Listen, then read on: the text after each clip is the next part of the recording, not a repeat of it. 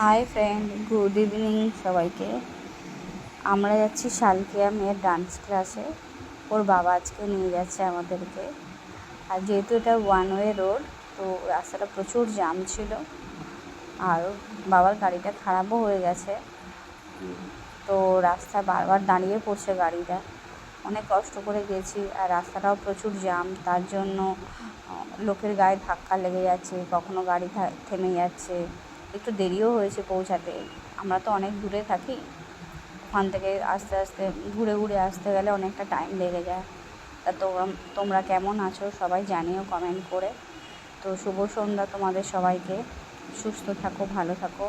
আবারও একটা ছোট্ট ভিডিও নিয়ে তোমাদের সামনে চলে আসবো। টাটা, বাই, থ্যাংক ইউ সবাইকে।